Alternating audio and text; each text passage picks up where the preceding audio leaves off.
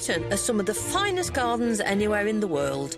For me, it's about getting in amongst the wonderful plants that flourish in this country and sharing the passion of the people who tend them. However, there is another way to enjoy a garden. And that's to get up above it.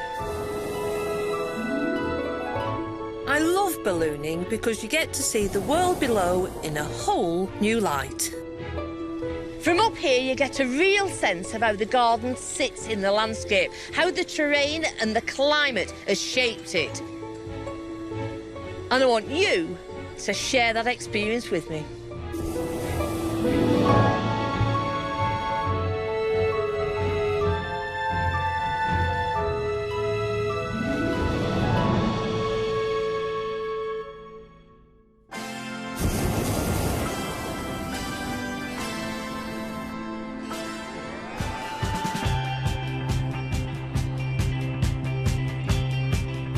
Today, I'm in mid-Wales, and from up here, it's utterly breathtaking.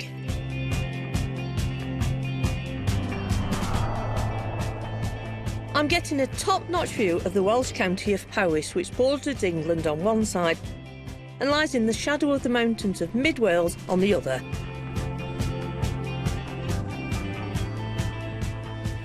It's only when you get over to the eastern edge of Wales, where England meets the Welsh marshes, that you start to see habitation and, of course, glorious gardens. I'm visiting two gardens that are old favourites, one I first encountered 40 years ago. Are you implying I'm a wimp? No. I can manage this. And the other which belonged to a friend who turned this valley into a verdant garden, the Dingle. I reckon Bobby went over there, looked at the hillside and thought, I'm going to put something in there and I'm going to smear the colour through into here. I'll be meeting someone with a century-long relationship with one of our gardens. It's just so peaceful. Do you know, I couldn't agree more with you.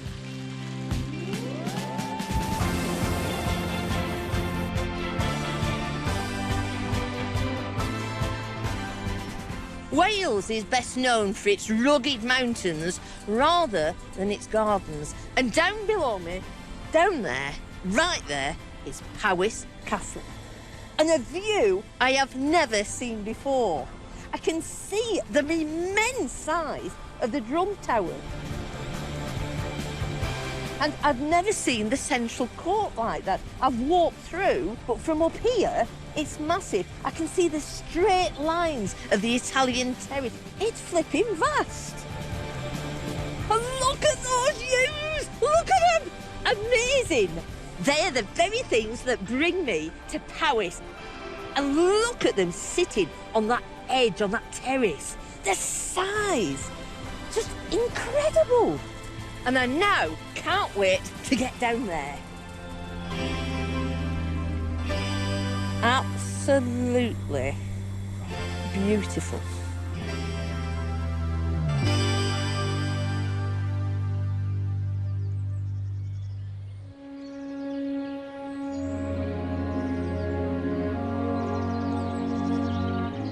Powis is Welsh through and through, built by Welsh princes only years before the English conquered the country.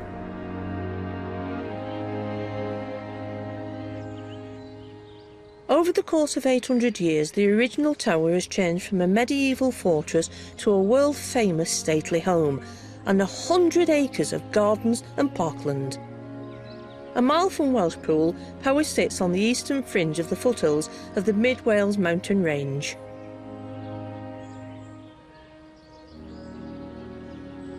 Powis, a great pink granite castle erupting out of a hill. Organic yews cascading and flowing down the hillside to beautifully planted Italianate terraces with plantsmanship that you won't see all over the world. Built on a hill, its vantage point once allowed Powis to spot marauding English armies on the plains below. Today, the steep slope down to the formal garden is one of its key features. And the man with the enviable job of keeping it all in immaculate condition is head gardener David Swanton, who could do with a hand with his sweet peas. Hi, David. Hi, Christine. Hi, nice to see you. Nice to meet you. Yeah, now here's an important summer job, isn't it? That's right, we'll keep deadheading them and keep them flowering away for the season. Yeah, but you see, people don't do it, do they? And I don't know why, because it's so relaxing. I love doing this job. It's a great little job, isn't it? Well, first thing in the morning, last thing at night. To keep both roses and sweet peas in flower, you've just got to deadhead them, and it's simple. All you do is chop the flipping flowers off. Yeah. But, I mean, it must take quite a bit of time for you to do this. We usually have volunteers that help us with this one, to be honest. Well, and it's such a nice job for the volunteer, isn't it? And so rewarding, because to see them, you know, in bloom and just keep blooming is fantastic. Tell me, how did you get into gardening? I always enjoyed gardening when I used to live in Warrington growing up with my mum and dad, and I had quite a modest garden. So when I left school, I did a YTS scheme with the Borough Council in Warrington. Oh, YTS. That's it. The YTS scheme was interesting, wasn't it? Youth training scheme, because a lot of gardeners came in that way. There, that's right. That was the way in back then, really. It's a good way as well. It's not just flowers that have drawn me to Powis. I first came here in 1973 Right. from college, and our lecturer had been whittering on for ages about these fantastic yews, and I kept thinking, what's he whittering on about yew trees? You know, they just grow, they're dull and they're boring. And I said to my mum and dad, come on, I want to go to that castle garden. I couldn't remember its name. I said, but they've got big yew trees apparently. And when I came in, it was like Alice in Wonderland. Yeah.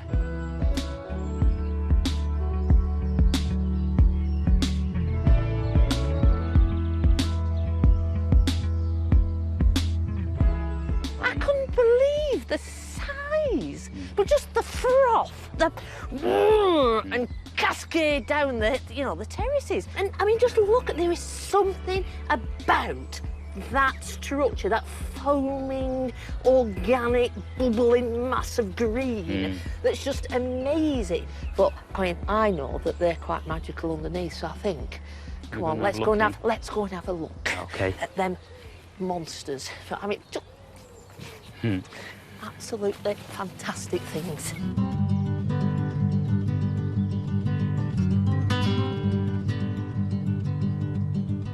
Ancient yews have many stories to tell as a number of rings in their trunks. Powis yews are a little over 300 years old and were planted as fashionable topiary in the Baroque garden that was first to be laid out here. Yews are an evergreen tree that's truly hardy and very easy to grow, perfect for those early gardeners finding their way around plants and the British climate. If you're into topiary, then yew is perfect. If you get it wrong, clip it too hard, the yew is very forgiving, offering up lots of growth to try again. And it's a great hedge too, dense and woody if kept in shape. But if you let it get away from you, then these majestic shapes are what you could end up with. Yews are often associated with gloomy churchyards, but I love their design potential and they always bring out my inner spirit. Let's have a look in here. Look at this. Oh. You see, the veins, the arteries, surging water all the way up the sodding top. Look at that. Isn't it magical? 300 years.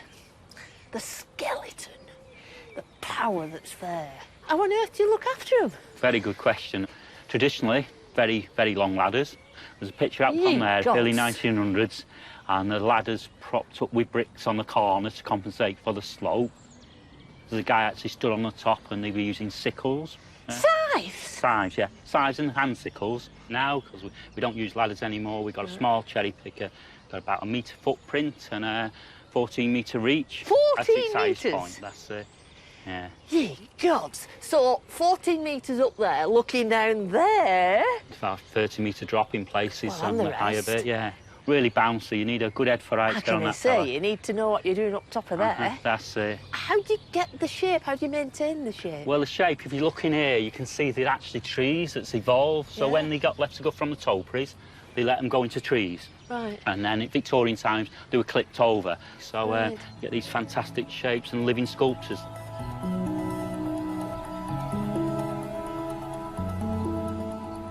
In their youth, the yews were clipped into geometric shapes, but as topiary went out of fashion, they were allowed to revert into trees until Powis's Victorian gardeners tamed them once again. Some of these limbs are enormous. You must get them coming down and tearing, don't you? Hopefully not. So we try and stop a bit of that. Yeah. So we've got braces on. Okay. So some of the branches there. That's Like good to belts and support it. braces. Yeah, that's it. And we'll also use these fellas. We've got some good old props there to right. prop the branch up and obviously fill the gap out below. So should you have a go at popping this one in? Aye, come on then. I Come think on. we might need our young man Daniel. Dan, you need help here, mate? Are you implying I'm a wimp? No. Dan's pride and joy cutting these edges. He's Come the on, man in look, the cherry look, picker. look this. I can manage this. Now, which one are we propping then? Which We're one going to needs go for this one. a bit of And, support? He's just leaning down on all the others. Okay, so where do you want me? That's a good question, Christine. So Come on, I'll get anywhere in. where you can push, you get in there. Hang on, come on, let me get round here. Go on, push Right, it go up. on, 1, 2, 3. Up she goes, a bit more. Oh, beautiful. Is she all right? Yeah. Do you have to check outside to see that you've got it right? We'll have a look and make sure he's filled it nicely, yeah. Right. Yeah, not overhanging the other branches. Right, it's like a crutch when you've broken your leg. Prop yourself up, lad. God, so 300 years being loved and looked after and propped up.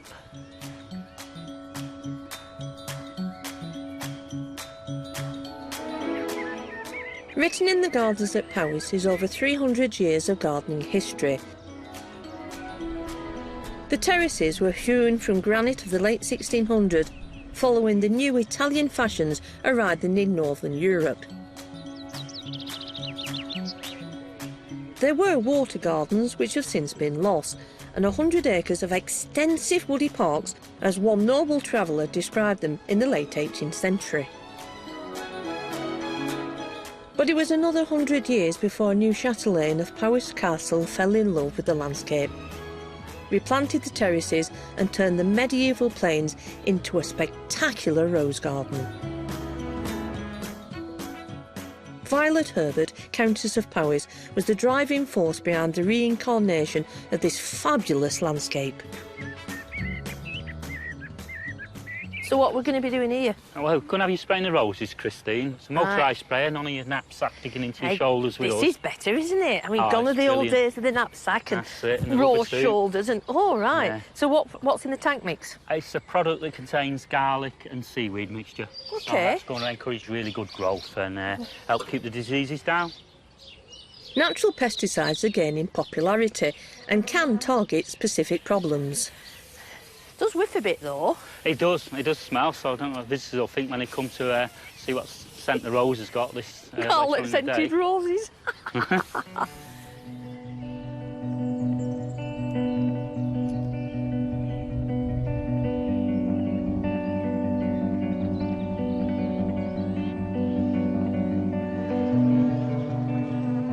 So how did Violet influence the garden? Well, Violet was keen to take on the garden. I convinced her husband George to let her do so. So her ambition to us to make it one of the best in Britain, if not the world. Wow, she did a good job of that, didn't she? Exactly.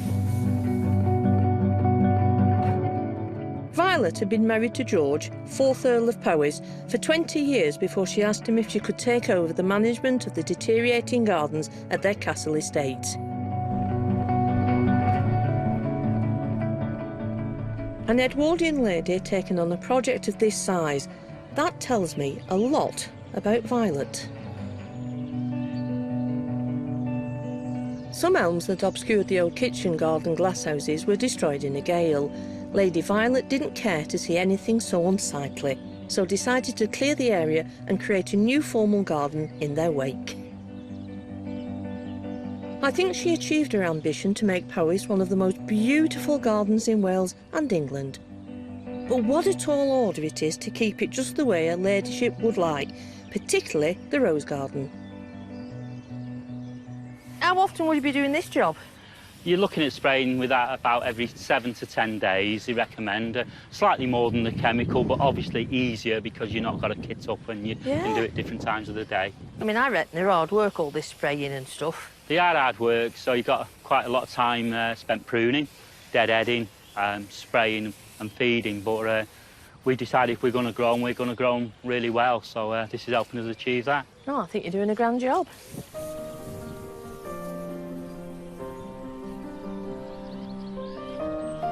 Just like the domestic staff indoors at grand houses, the outdoor staff also had a strict pecking order, with head gardener, under gardeners and a team of men working with each.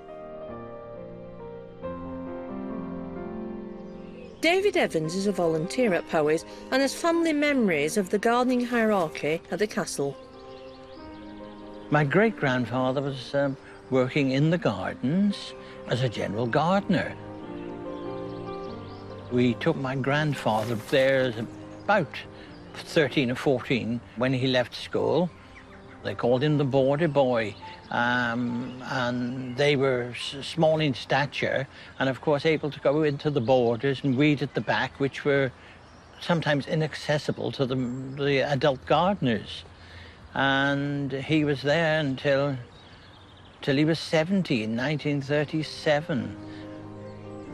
It was a job for life. David's own father also worked at Powis. As a single young man, he lived with all the other young gardeners in the bothy, their communal accommodation. The lads had a high old time there, really. It was all boys together. And of course they had their own cricket team as well, which my father thoroughly enjoyed. The war came and the bothy ceased. But a really beautiful building, I personally think.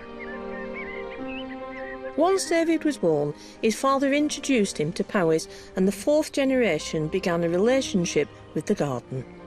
My abiding memories are, of course, going up there on a Sunday to make sure that the boilers were stoked in the gardens because they grew peach trees there, and of course they had to have heat, and sitting in the fountain garden, Father and the then head gardener, Mr. Andrews, what he'd done or what was needed doing.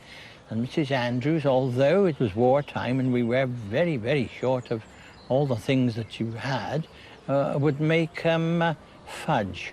And I'm afraid I've been addicted to fudge ever since. David didn't follow in his father's gardening footsteps, but the Evanses still remain part of Powis. David is a house volunteer and revels in his job. Hello, David. How nice to meet you. Hello, how nice to meet you. Do you think the people of Welshpool are proud of Powis Castle and its gardens? Yes, on the whole, Welsh Pudlians are very proud of Powis and very proud of the gardens. What about you? It means a great deal.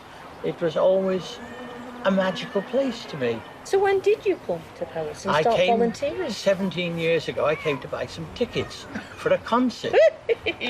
And the house curator said to me, well, have you ever thought of coming as a volunteer? And I thought, well, if I'm not a volunteer, I'll have to pay to go around there.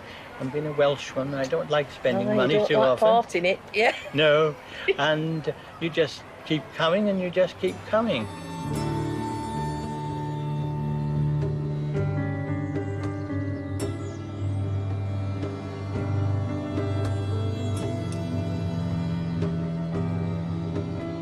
One of the things that thrills me the most is down in the fountain garden, just sitting and listening to the waters. And this is the sort of place to come to where you can just sit back and relax and enjoy these beautiful gardens and all that goes with it on a beautiful day like today. It's just so peaceful. Do you know, I couldn't agree more with you. The gardens are unique. I think David and his family are another thread in Powis's long history, as integral to the place as its aristocratic owners, and equally worthy of lasting recognition.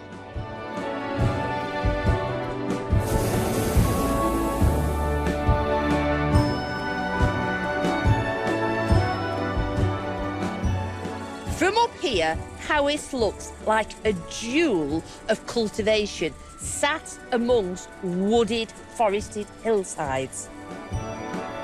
And it's the land down there that fed the nation during the Second World War. 40 years after Lady Violet had taken over at Powis, war broke out and all the agricultural land was put into intensive farming to feed the nation. Overnight, women gardeners like Lady Violet were replaced by Land Army girls, an army of young women working in the land in place of the men who were now away fighting. Mona Holloway was a Land Army girl during the war, working on a farm close to the Powis estate. Sadly, Mona's too frail to tell her own tale, but her daughter, Jane Dowell, who grew up on a local farm, knows all of Mum's stories. She came from a farming background originally. She trained at Clisfassi Farming College, and then, of course, war broke out. And so any possible girls that could work on the farms were recruited into the Land Army. The women took the role of men, basically, and had a very hard life.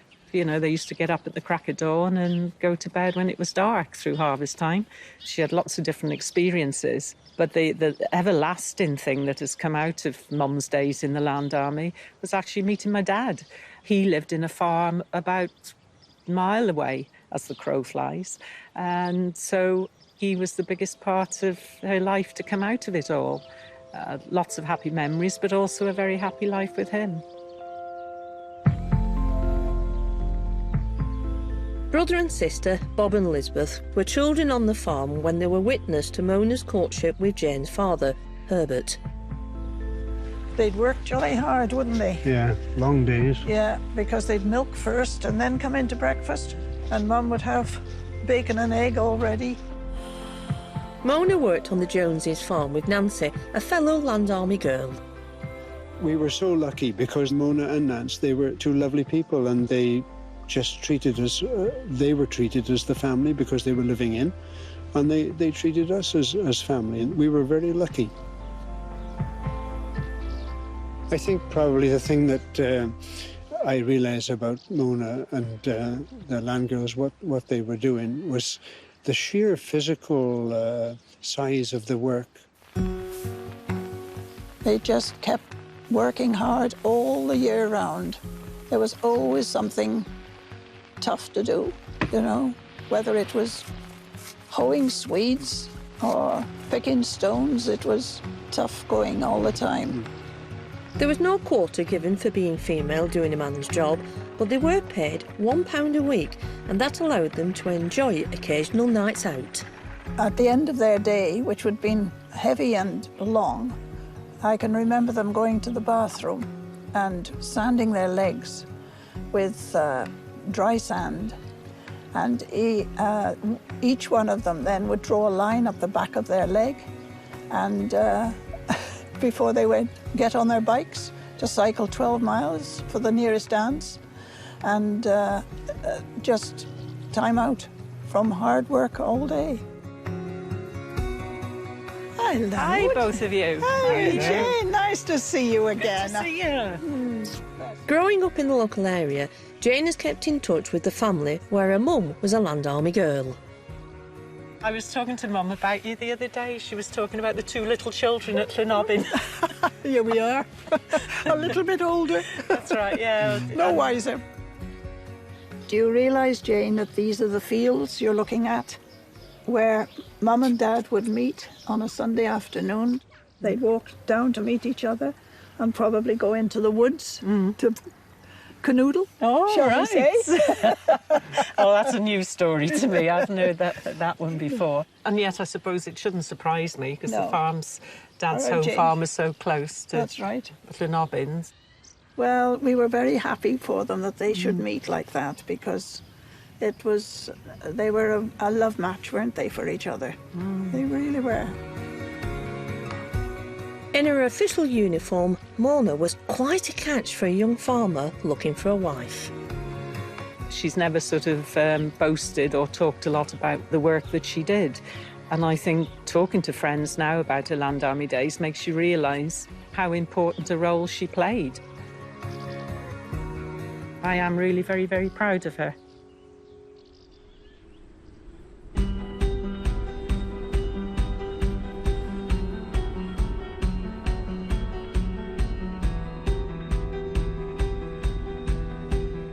A few miles north of Powis is another inspirational garden, the brainchild of an ex-Land Army girl, Barbara Joseph. It's a garden that shows what can be done with a site that is rugged, steep, and not one where you'd expect to find a garden. But Barbara Joseph took plants and painted the landscape, creating a magnificent picture connected by two lakes. A beautiful garden by a lady that wasn't a trained horticulturalist.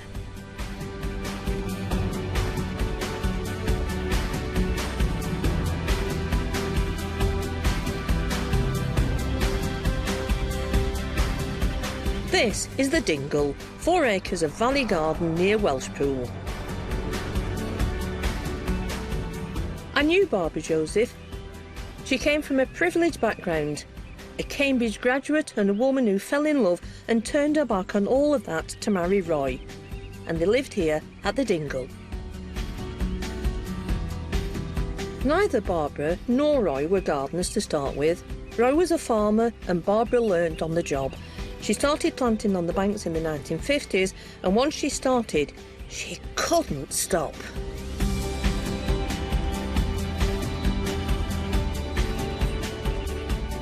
She designed a garden that gives a year-round kaleidoscope of colour, which, as I well know, takes a lot of skill to achieve.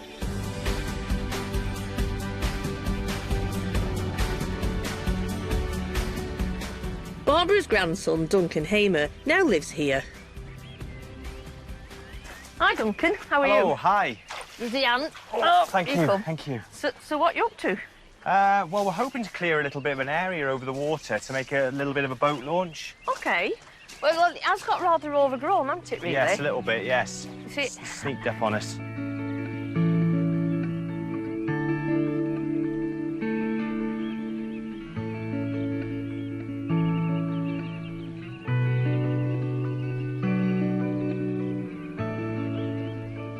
I remember coming down these steps and you had a glorious view across there. Silver Elaeagnus, a blue hydrangea, beautiful Acer. And this, I mean, it's not really fulfilling any purpose, is it? I think if you prune some of that out, and it may be a case of taking it all out, but if you take certainly half of it out, and then have a look what the contorted willow's doing, I think that'd be good, because it is a glorious view. And in the autumn, the silver and the blue and the intense calming red of that Acer. I mean, whoa! Yeah. And I think you're missing a trick. No, I think you're right. It's interesting. It just sort of grows up on you. So we'll, should we give it a go and try and get some out? Yeah, come on, let's. You'll end up in the drink, you know, before long if you're not careful. I hope not. I can see it coming. Let's see if we can keep dry. But no, I often think of Barbie, and I think of the Dingle quite often because it is that passion that amateurs can bring to gardening.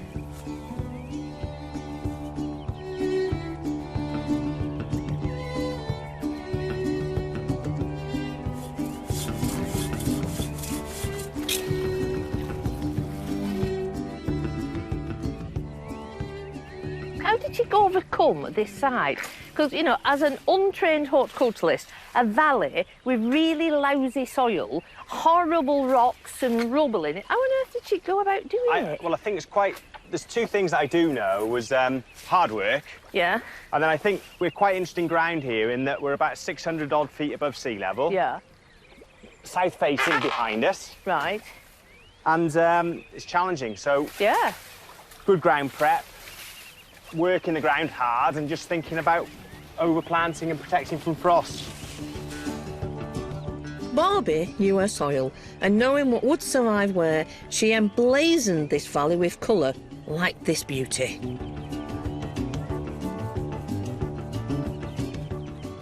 The smoke bush loves clayey soil as long as it's well drained, like on these hillsides. It's a large shrub growing anything up to 7 metres with a spreading canopy. It has green or purple leaves and a wonderful display of fluffy flower heads in summer, followed by vibrant autumn colour. Planting them where she did, Barbie shows her artistic and horticultural flair in one delightful shrub. What really puts the wind up me is the informed amateur, because they can be awesome. Yeah. And yet, you know, us horticulturists, pompous blats that we are, often think that we're the only people who can do it. And there are several gardens around the country that are so spectacular that they haven't had any training, but they've got that eye, and it's almost like a painter. I reckon Bobby went over there, looked at the hillside and thought, I'm going to put something in there and I'm going to smear the colour through into here, and I'm then going to contrast the shape, and I'm going to bring a bit of drama in with something dramatic there. And it was all in there waiting for her. And over the years, she's created a stunningly beautiful mid-Wales valley. The use of water, the reflections. I mean, it's a beautiful garden, but come on, stop gassing. Well, yeah, I was going to say, Barbie, you'd be pleased to hear you saying that, because she colour-themed everything. Well, she certainly knew what she was up to. And I think what's quite interesting is that they're not traditional planting types, you know. She's put stuff which doesn't go in traditional garden schemes. So what I try and do when I'm replanting is stick to the colour themes. OK. So that's the key thing, really, is... Yeah. It's not memorial, so we don't replant like we like, but we try and stick to both texture and colour as it would have been, you know, so that's the key thing. Well, I have to say, I take my hat off to you. Well, I think it's a heck of a challenge. It's a nice challenge to have, that's the way I look at it.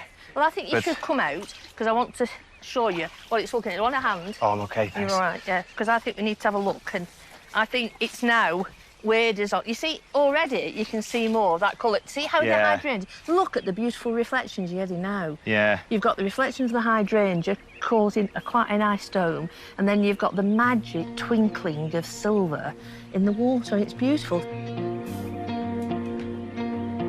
I think you're going to find you've got a bit of Barbie magic back.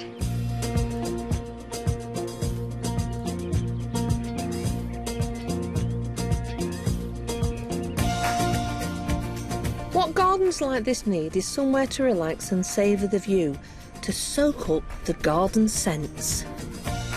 David Evans loves his spot at Powis in the formal garden, and I'd love to encourage future generations to sit and absorb Powis too. What's needed is someone who adores this landscape and uses it to inspire his artwork. Someone like local craftsman Barry Davies. I've been asked to make a new bench with an inscription on the top rail for David Evans and the gardeners that have been at Powis Castle. And I thoroughly enjoyed doing it, and it's a good sturdy bench. I made it exactly to an original design, which I think is the wise thing to do. Is more in keeping with the history of Powis Castle and the gardens, really. Such a fantastic place, and you know, it's just little touches like that that keep everything together, and it's all in keeping together, really.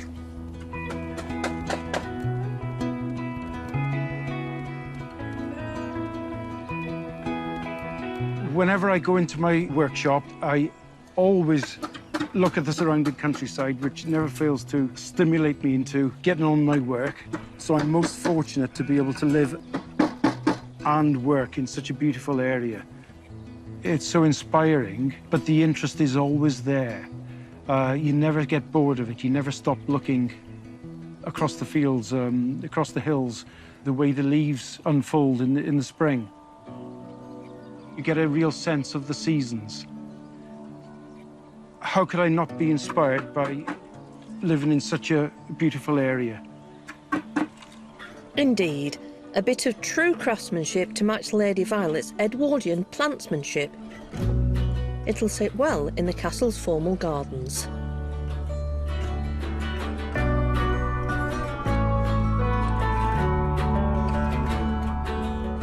Beautiful surroundings have always calmed the soul.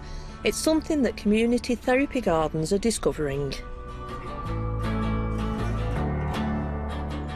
Pontathran, near Newport in mid-Wales, helps volunteers with health issues to get back on their feet through gardening. Pontathran's manager is Nicky Morris. people might come in distress. They need just to get away, so they can come down here. They can actually go and stand on our little fishing pontoon here and just take stock. The garden is really, really important for that.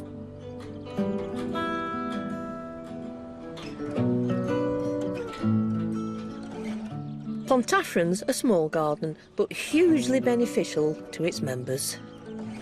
This area is the bottom tier of the garden. As you can see, we've got a circular biodiversity walk that the volunteers made. Every single thing that you see in this garden has actually been made by our volunteers and by our members. Everything's recycled, nothing is ever gone to waste.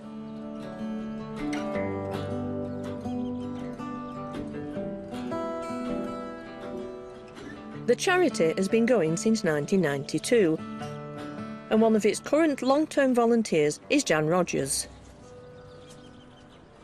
I was out running one night and I was attacked, assaulted, and I think that's when sort of hell opened its doors for the first time. So it was, and from then it changed everything. It was the end, basically, of life as I knew it. I didn't see any way out of it.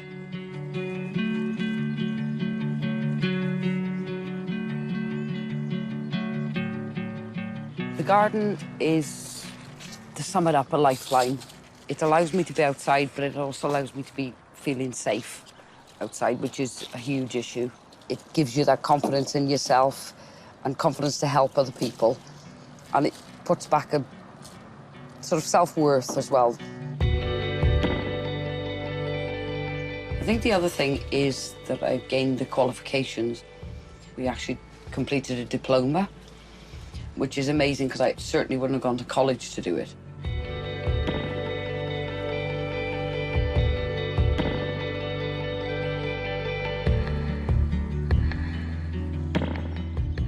Angela has a condition that used to keep her housebound.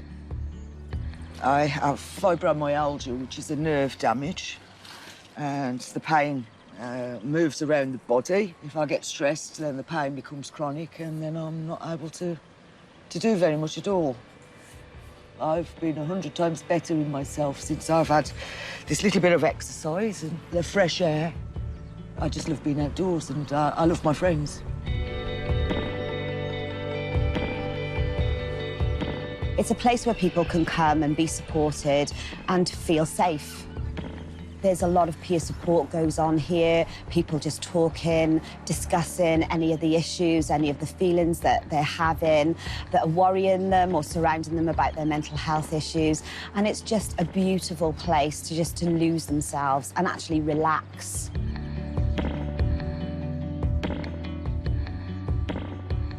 It's a real community where people of all ages come together. I love being here. A small dish of strawberries or a big bucket full of new potatoes, and we share a bit of food together. I think is top of the list on that well-being. The fact that we can all sit down and have some food that's come from the garden, and members have joined in producing that, to put it together, just to share.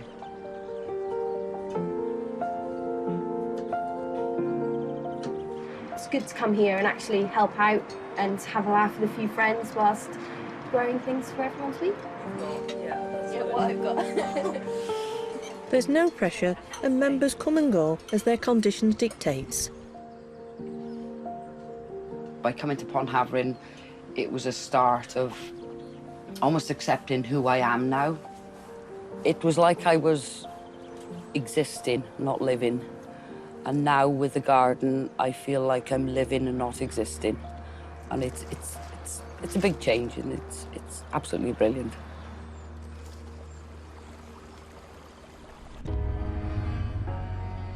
That's what gardening does for the soul. Lady Violet knew it, the Land Army girls sensed it, and I know that Barbie Joseph felt it to a very depth.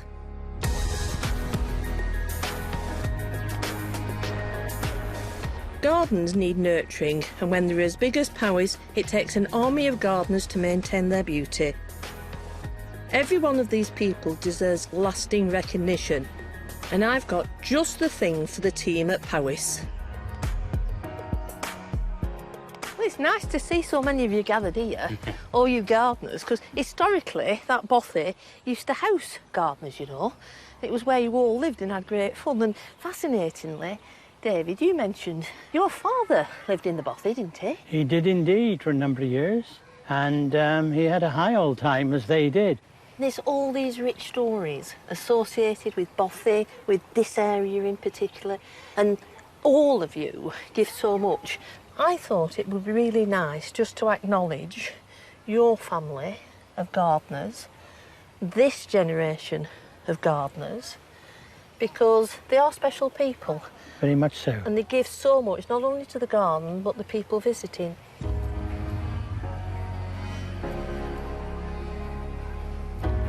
The interesting thing is that when most of us come, we like to actually sit and stare and be reflective.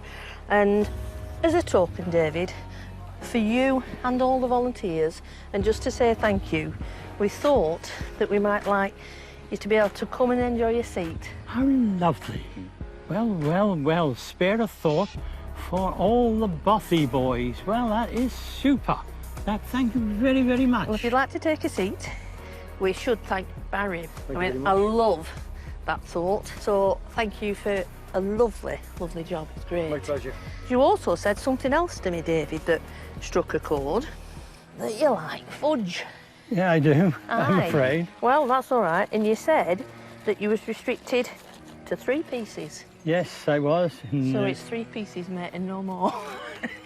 Well, how lovely. Thank you. 3 pieces and no more. No. Okay. That is super. Thank you very, very much. Okay, well, enjoy your bench. I shall, and I'm sure many, many people will enjoy this bench, and it will bring many memories. And thank you, young bothy boys and old. Anybody for some fudge? Go, have some fudge. Thank you, Christine. We could start a tradition. End of day fudge eating sessions.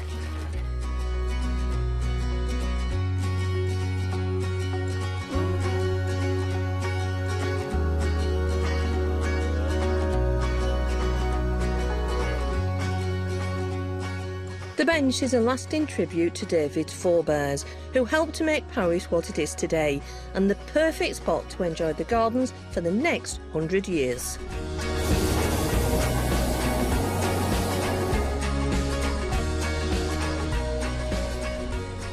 I love this. I seriously love this. It's beautiful, just absolutely beautiful. It's amazing how gardens can plot moments in human history. And what with Powis, the Land Girls and the Dingle, I've seen a new garden story here in mid-Wales. From the heyday of Edwardian country life to the nation at war and post-war life on the land.